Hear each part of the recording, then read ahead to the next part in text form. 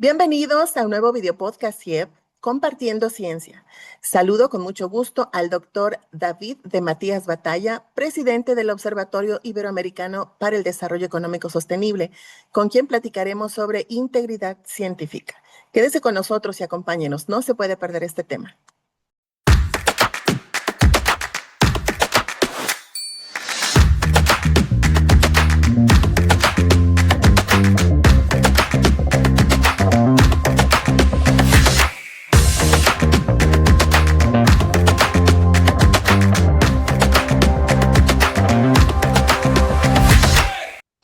Doy la bienvenida al doctor David de Matías Batalla, fundador, director en jefe y director de mercadotecnia de Marketing Insider Review, revista especializada en marketing digital y ventas.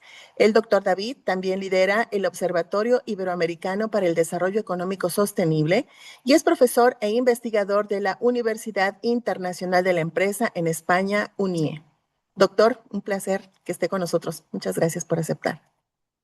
Muy buenos días, encantado de estar acá con ustedes.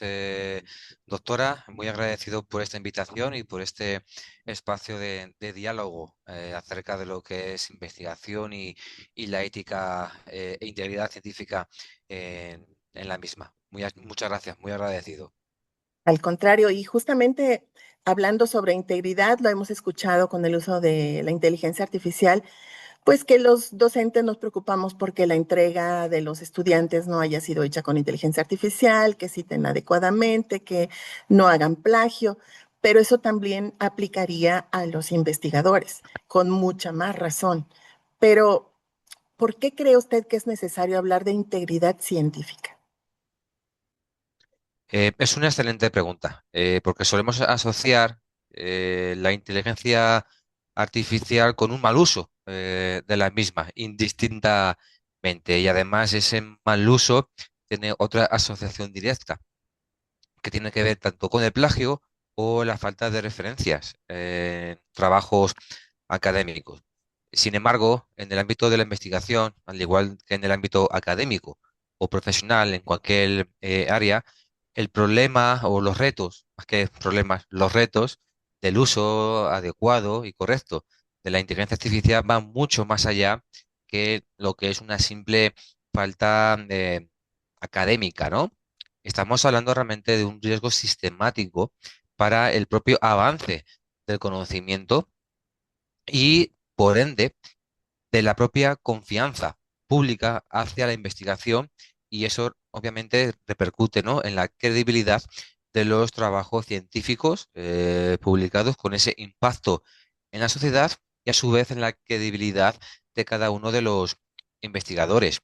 Cuando trasladamos el uso de la inteligencia artificial y sus retos de la investigación profesional a la propia divulgación, ese gran paso que tenemos que dar todos los investigadores, no tenemos que obviar la necesidad de hablar de la integridad científica con el uso de de la inteligencia artificial. ¿Y por qué? A mi modo de ver, por tres razones principales. En primer lugar, por lo que desde la investigación llamamos la caja negra y la opacidad de los datos.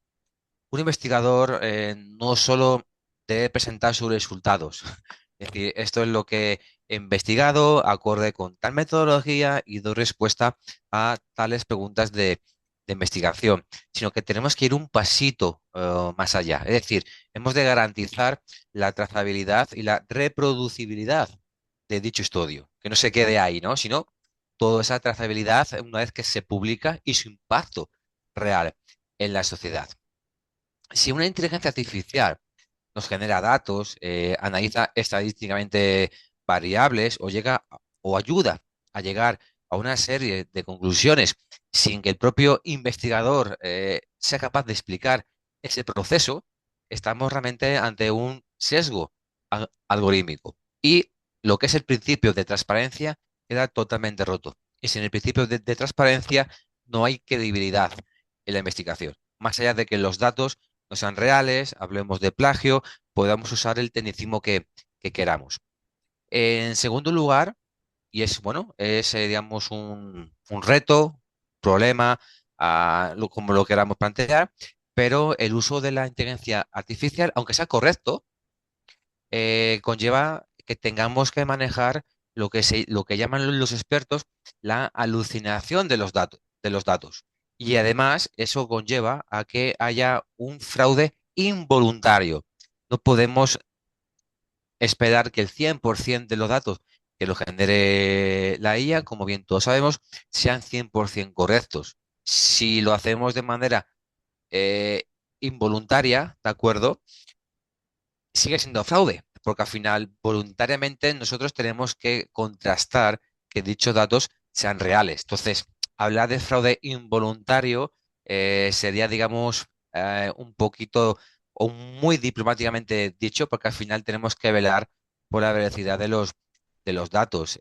Sabemos que las herramientas, y no digo nombres, de inteligencia artificial, ya sean motivacionales o generativas, a veces inventan datos para ir rellenando esos pequeños huecos, lo que se llaman esas alucinaciones, que desde, digamos, la ingeniería informática y los expertos de la IA, bueno, pues nos dicen que llevan ese nombre. No podemos confiar ciegamente en cualquier herramienta sin anteriormente verificar si la misma lleva o no lleva dichas alucinaciones, alteraciones, hablar con otros investigadores y tiene que ser todo este proceso muy riguroso, muy riguroso. ¿Por qué? Porque no tenemos que dar información falsa. Si lo damos, estamos ya contaminando también la propia literatura científica que tenemos en el marco conceptual y posteriormente en lo que es la redacción de los resultados, estaríamos en este caso eh, produciendo conclusiones erróneas que posteriormente otros futuros investigadores pudiesen tomar para completar sus marcos conceptuales, sus modelos y sus disposiciones a la hora de analizar los resultados. Por lo tanto, conlleva un gran impacto. Y en tercer lugar, tiene que ver con estas dos, que es la erosión de la confianza pública. Vivimos en una etapa, para bien o para mal, ¿de acuerdo? En el que la ciencia tiene un gran peso. Vivimos en una época, además, en la que ciertos divulgadores, que no son científicos, divulgadores, streamers, como lo queramos llamar, articulan una serie de pretextos o, o de prácticas o de planteamientos, ¿no? Que tienen que ver con diferentes áreas de conocimiento y de la investigación, ya sea de salud, de sostenibilidad, etcétera, etcétera. Por lo tanto, nosotros somos realmente, o tenemos en este caso una gran responsabilidad porque de la generación de nuestros resultados tiene que venir avalado por la credibilidad, ya que los resultados científicos que posteriormente se divulgan por medio de cualquier tipo de medio tienen un impacto directo en la vida de las personas que conciben la propia existencia, ¿no? En cada uno de los países. Por lo tanto, si ya desde la propia sociedad, como consumidores de resultados científicos o de divulgación científica, empiezan a percibir que los científicos automatizan sus procedimientos, sus metodologías, sus resultados y sus conclusiones, y que usan la IA indistintamente, eso junto ahora también que hay esa vertiente de revistas depredadoras que están saliendo cada vez más en los medios de comunicación de masa, de gran impacto público, obviamente la confianza de nosotros como investigadores y de las propias instituciones que avalan a tales investigadores se desploma, ¿no? Por lo tanto, aquí tenemos que hablar de la responsabilidad humana que tenemos los científicos del, ojo, no de no usar la inteligencia artificial, es otra herramienta, sino del uso correcto, del uso de la propia inteligencia artificial en nuestras investigaciones. Así es, y justamente usted acaba de mencionar algo, que hay muchas revistas que incluso para asegurar esa confianza depositada en el investigador, incluso piden que se declare en qué se utilizó la inteligencia artificial, porque de entrada asumen que se va a utilizar a lo mejor para revisar gramática, para revisar Ujú, que estén citados los nombres de las referencias de los autores, etcétera. Pero hay otras prácticas que todavía son graves, no solo el uso de la inteligencia artificial, no solamente el plagio, que eso es como pues sabemos que no se debe de hacer, sino que hay otras Ujú, prácticas que también cometen algunos investigadores, como incluir nombres de compañeros, personas que no estuvieron, e incluso vender el lugar, decir, pues me das tanto y te incluyo como autor en un artículo. Pero ujú, hay muchas más prácticas que son cuestionables. De hecho, se les llama así, prácticas cuestionables en la parte de ujú. investigación. Coméntenos sobre algunos ejemplos. Pues es una excelente observación, porque ahora estamos muy enfocados en la parte de el uso incorrecto de la inteligencia artificial, doctora, pero hay más malas prácticas en lo que compete a la propia actividad científica, existiendo una zona de llamada zona gris de conductas, ¿no? Que muchas veces existe una presión académica y que dicha presión académica por estar en ciertos artículos, revistas de alto impacto, que luego ayuda a crecer la carrera, ¿no? Académica y científica de los investigadores, bueno, pues parece como que se ha normalizado y cuando algo se normaliza no significa que lo que se normalice esté bien o sea Ujú, correcto. A veces también se normalizan las malas praxis. sí. Con respecto a ello, que usted muy bien ha nombrado como prácticas cuestionables en la investigación, hay principalmente tres a destacar ahora mismo en relación con su pregunta, ¿no? En primer lugar, que son las publicaciones fragmentadas. Como bien sabe, es fragmentar una única investigación en tres, cuatro artículos web más pequeñitos con el único fin de inflar artificialmente el currículum de dichos investigadores que además van, permítame la expresión, de relleno Ujú, en esas investigaciones.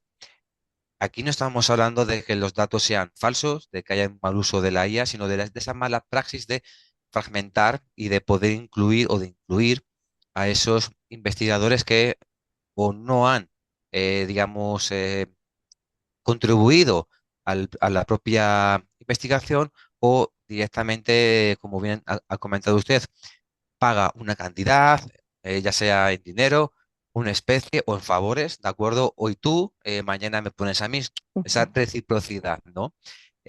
Bueno, eso realmente satura la propia literatura científica en forma redundante y también es verdad que sabemos lo difícil que es publicar, muy difícil, y difícil investigar, que es lo primero, antes que publicar.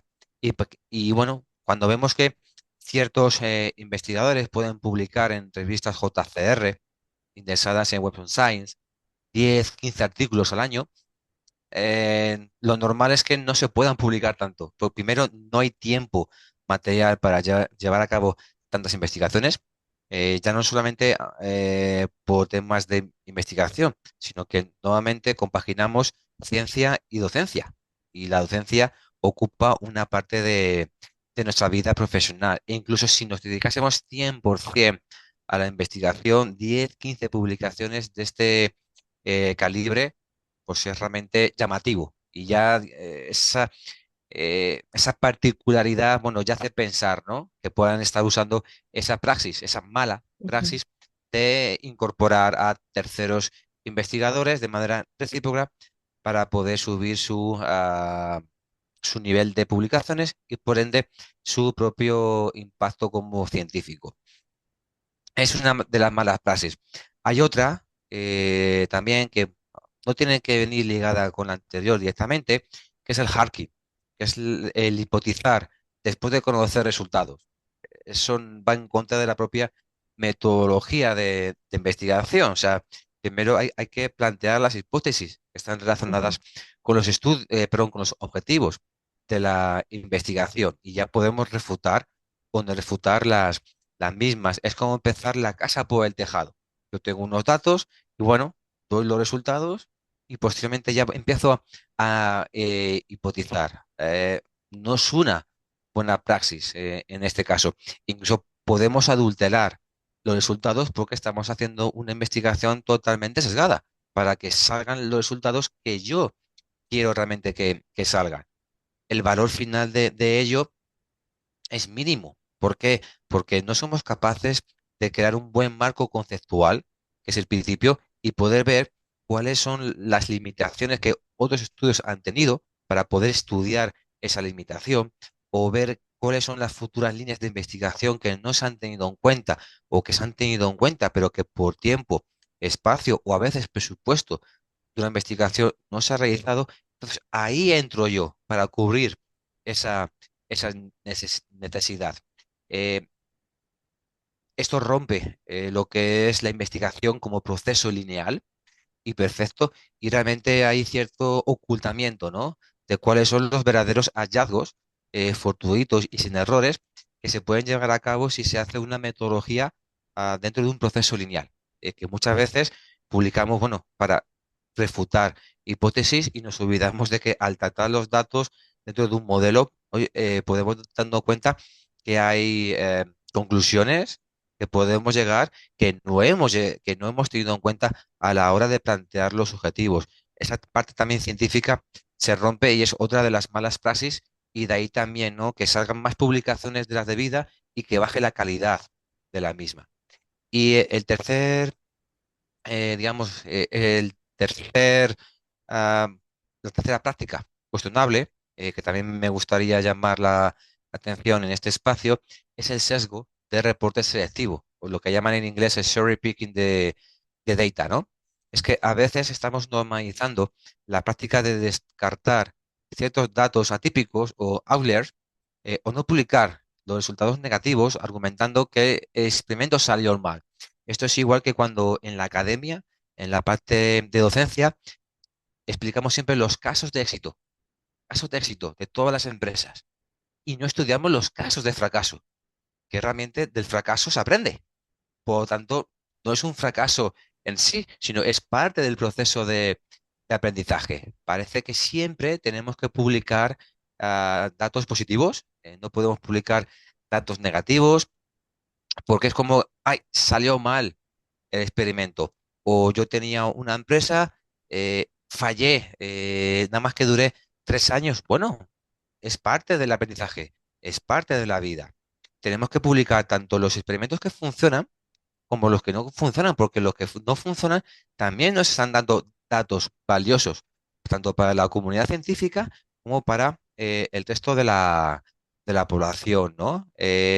Obviamente, esto también responde a esa presión que hay por publicar en todas las instancias y bueno, es entendible que se vean presionados los investigadores, pero de manera profesional y ética, que tenemos que actuar los investigadores, pues esa responsabilidad humana que tenemos por y para la sociedad, deberíamos de evitar también esta mala praxis. Y para combatirlas, eh, es tan fácil como desarrollar a todas las instancias una cultura científica que premie la calidad, la transparencia y el rigor metodológico por encima de cualquier tipo de volumen de publicaciones.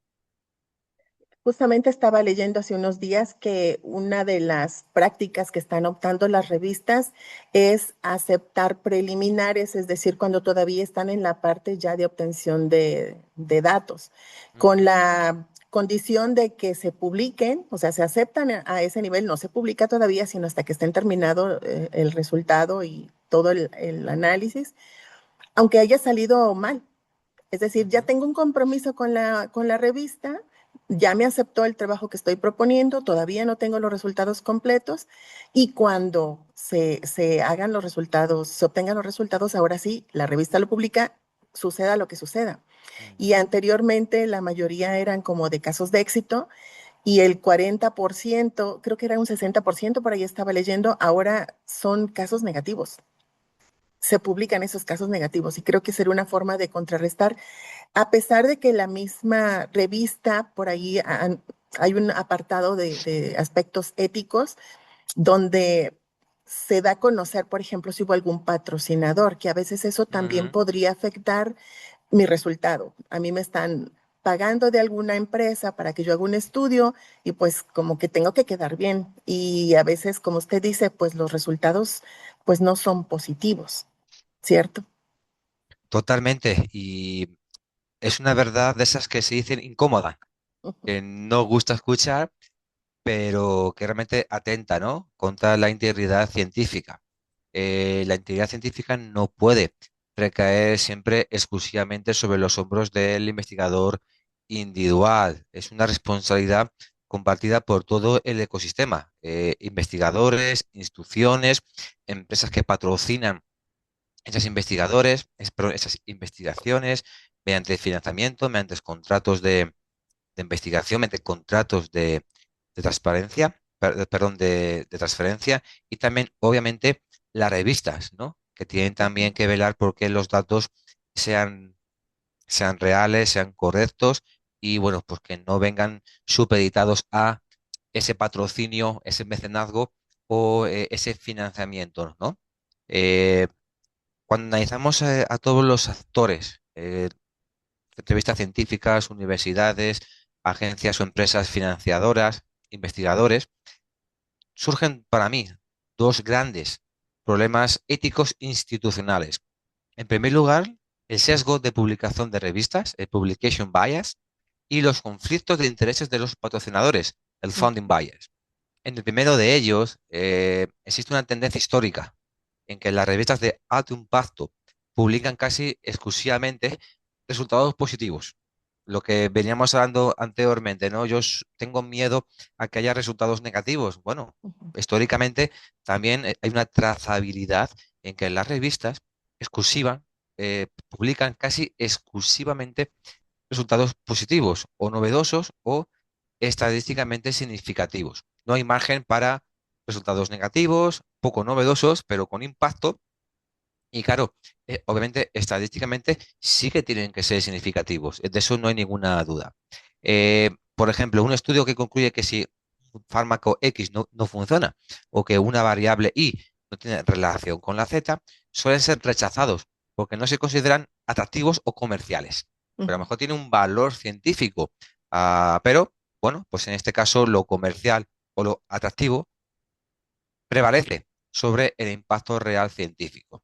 Esto genera una presión perversa sobre los investigadores y los científicos, que es para evitar que un trabajo y toda la inversión en tiempo que han dedicado, pues que no sea útil, que posteriormente luego no se publica y no tengan ese retorno, ¿no? De la inversión que han realizado en tiempo o en dinero y en dinero, recurren a estas prácticas cuestionables que hemos mencionado anteriormente. No es, mira, yo llevo 2 años investigando, sí o sí tengo que publicar, que es una de las prácticas, ¿no? Y realmente al final también nos topamos, como muy bien usted ha dicho, doctora, en que las revistas son las que dictan la regla del juego. Y nosotros, como investigadores, como científicos, no podemos ir en contra. Si vamos en contra, no publicamos.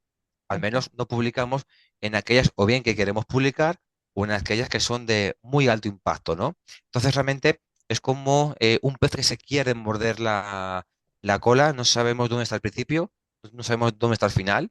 Tampoco sabemos quién debería de ser fehacientemente esa primera figura que diga, vamos a cambiar las reglas del juego, pero bueno, vamos a ver si poco a poco, ¿no? De una manera progresiva se puede cambiar estas malas praxis. Y en segundo lugar, cuando hablamos de los conflictos que, bueno, involucran a los patrocinadoras, obviamente hay investigaciones que están financiadas por entidades, tanto públicas como privadas.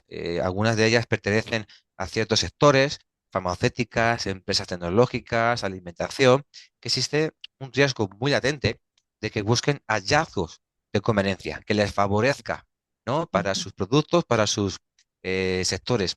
Aquí el peligro no siempre es el fraude directo, sino el diseño metodológico sesgado o la censura a publicar ciertos datos que comprometan, digamos, la credibilidad o la venta de esos productos o servicios de las empresas financiadoras.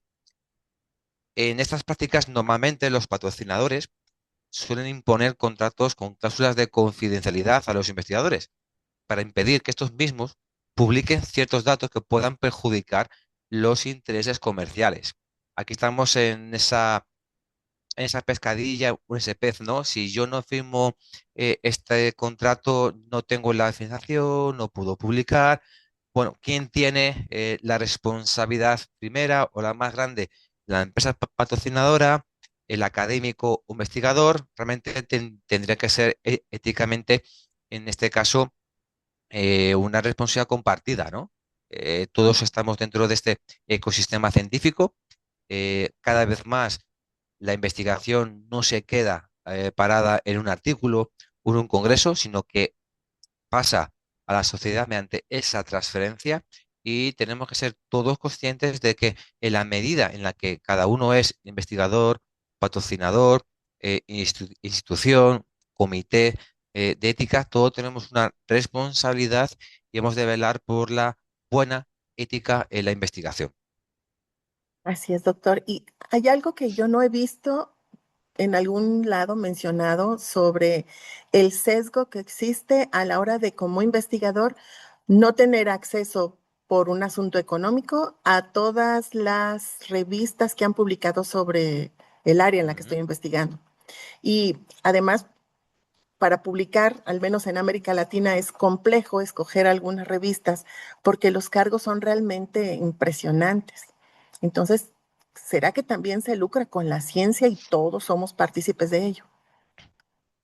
A ver, yo soy doctor en economía, o sea, vengo del ámbito económico, he trabajado en empresa y no sé si tengo la mala fe o el mal pensamiento, no lo sé, además con lo que leemos, ¿no?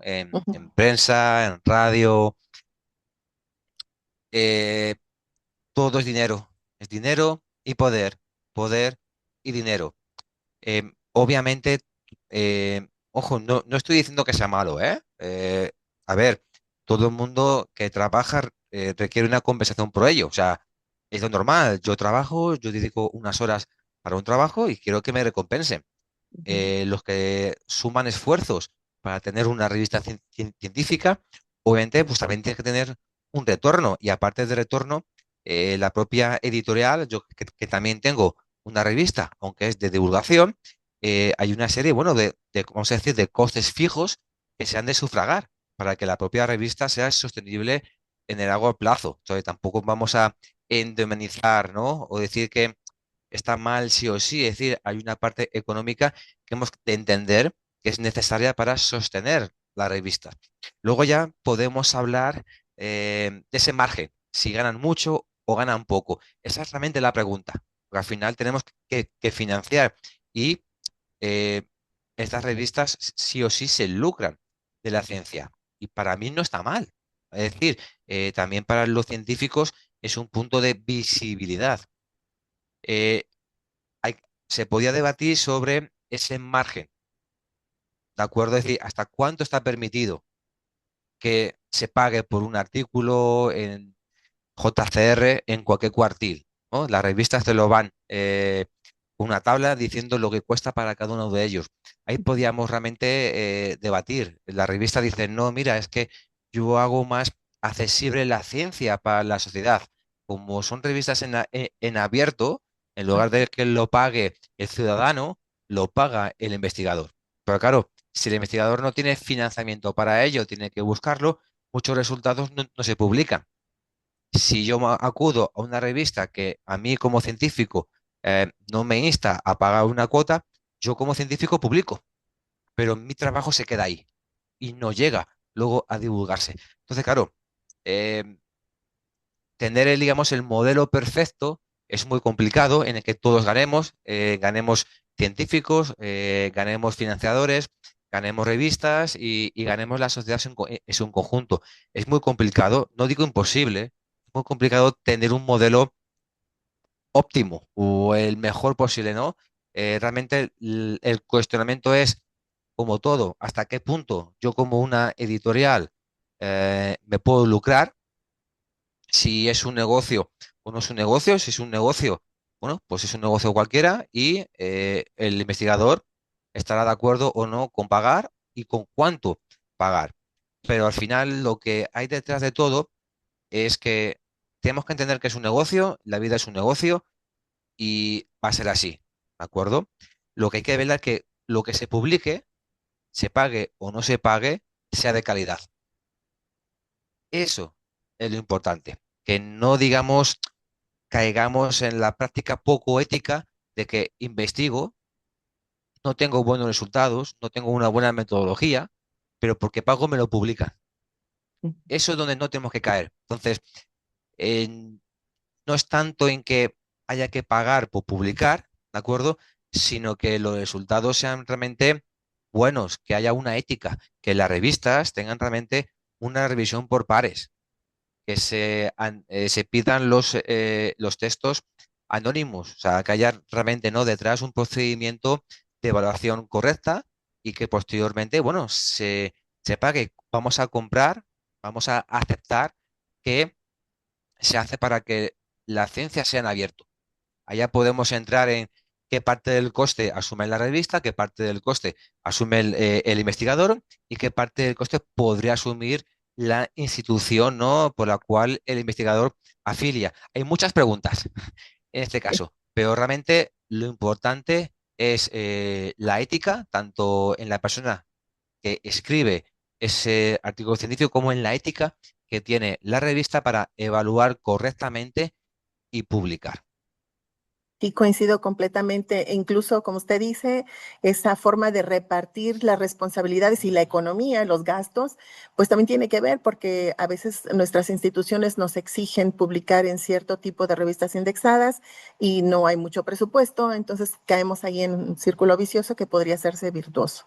Y también hay otro punto a considerar, es que muchas veces cuando hacemos eh, estas cuestiones, las hablamos, las comentamos, muchas veces no nos damos cuenta de la realidad. Quiero decir, parece que como que tomamos un dato transversal, una fotografía a día de hoy. A día de hoy, el mundo ha cambiado mucho con respecto a hace 10, 20, 50 años. ¿Qué quiere decir eso? Afortunadamente, cada vez hay más personas que se dedican a la ciencia. ¿Qué quiere decir eso? Que ante un mismo número de revistas que haya en el año 2000 o 2010, el número de científicos que pueden publicar en dichas revistas ha crecido. Pero claro, es que se dice, es que hoy en día se publica más que hace 10 años.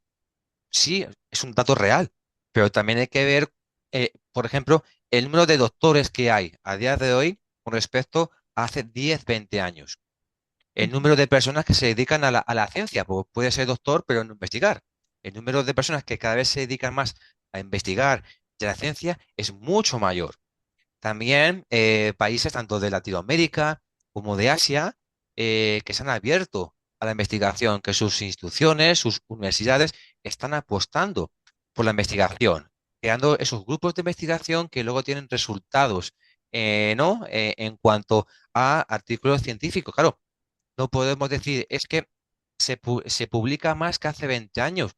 Yo creo que es bueno. Significa que hay más científicos, que hay más áreas de conocimiento que se trabajan y obviamente, para que eso se salga, como muy bien usted ha comentado, doctora, hay esa presión por las instituciones para publicar, tiene que haber sí o sí más revistas. O sea, no puede haber el mismo número de revistas hoy que hace 20 años, habiendo el mismo número de investigadores, porque realmente eso lo que hace es desmotivar al investigador que nunca va a poder publicar. Entonces dejará de publicar porque pierde tiempo, dinero y no tiene una recompensa en publicaciones que luego van para sexenios de investigación o para acreditaciones.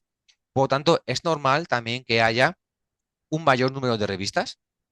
Es también normal que en lugar de haber un call for por año, puede haber dos call for o incluso revistas que tengan siempre abierto, ¿no? La Ujú. posibilidad de publicar durante los 12 meses. Yo lo veo normal porque, repito, el número de investigadores ha subido. Qué es lo importante? Velar por la calidad científica, velar por la calidad de la metodología, por la calidad de los resultados y por la praxis ética, tanto de los investigadores como de las revistas. Así es, doctor. Pues hay mucho que todavía podríamos platicar. Me ha gustado mucho cómo hemos llevado el hilo de la conversación. Y bueno. con esto cerraríamos entonces el video podcast, pero por ahí tendríamos mucho más que hablar sobre las revistas, el índice de rechazo que tienen, y pues ojalá más adelante podamos hablar ya en específico de publicación, doctor. Le agradezco To- muchísimo. No sé si tiene por ahí algunas palabras de cierre. Nada, totalmente estoy de acuerdo con usted, doctora. Tenemos mucho de qué hablar y yo creo al final, para poner como un pequeño titular a modo conclusión, ¿no? Yo creo que la ética es el verdadero motor de la ciencia de calidad. En la era de la automatización, esas presiones que hemos comentado por publicar e intereses cruzados, el rigor ético es lo único que garantiza que el conocimiento generado sea real, reproducible y sobre todo útil para toda la sociedad. Así es, doctor. Pues muchísimas gracias por haber aceptado estar con nosotros el día de hoy y platicar de este tema que realmente es importante, muy valioso y que deberíamos estar aplicando todos esos aspectos éticos en todo lo que hacemos en nuestra vida, no solo en la investigación. Muchísimas gracias, doctor. A ustedes, a usted también en particular, doctora, un placer, un privilegio poder compartir con usted estas reflexiones y espero vernos muy pronto. Claro que sí, por ahí lo invitaré de nueva cuenta para hablar sobre las revistas. Pues le agradezco mucho al doctor que haya estado con nosotros el día de hoy platicando de ese tema tan relevante y a usted que nos escucha, lo invito a que visite nuestra página en comitéiberoamericano.bioética.com. Búsquenos, por favor, como CIE.academic en YouTube y en nuestras redes sociales y siga compartiendo ciencia con nosotros. Doctor, un fuerte abrazo. Muchísimas gracias. Hasta luego. Un abrazo, gracias. Hasta luego.